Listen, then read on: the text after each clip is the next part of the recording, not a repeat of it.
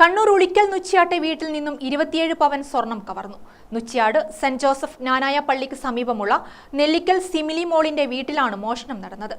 വ്യാഴാഴ്ച രാവിലെ 6-നും വൈകുന്നേരം 6-നും ഇടയിലാണ് മോഷണം നടന്നത്.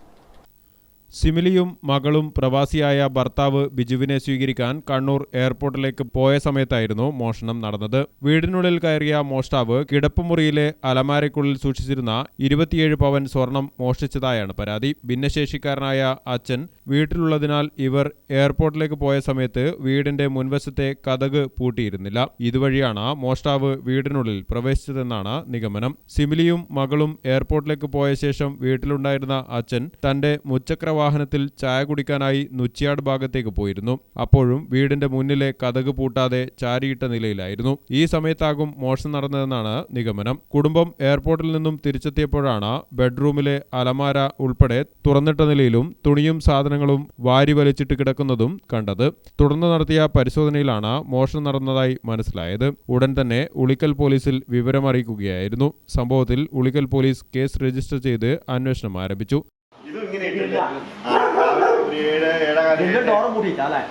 ഇത് പൂട്ടിയില്ല. വേഗം വരുമെന്ന് ഓർത്തിട്ട് പോയതാ. ഇങ്ങനെ ഇതേപോലെ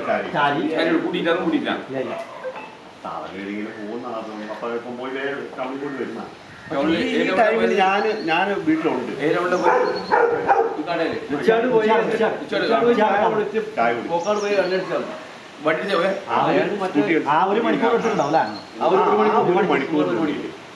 എങ്ങനെയാ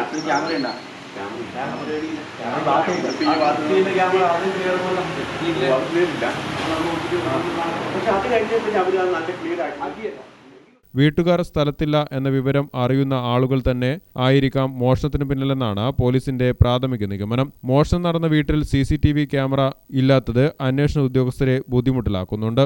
സമീപത്തെ വീടുകളിലെയും സ്ഥാപനങ്ങളിലെയും ക്യാമറകളിൽ സംശയകരമായ ഒന്നും കണ്ടെത്താനായിട്ടില്ലെന്നാണ് പോലീസ് പറയുന്നത്. പ്രദേശത്തെ സ്ഥിരം മോഷ്ടാക്കളെ കേന്ദ്രീകരിച്ചും പോലീസ് അന്വേഷണം ആരംഭിച്ചിട്ടുണ്ട്. കണ്ണൂരിൽ നിന്നും വിരലടയാള വിദഗ്ധരും ഡോഗ് സ്ക്വാഡും സ്ഥലത്തെത്തി പരിശോധന നടത്തി. News desk Gramika news.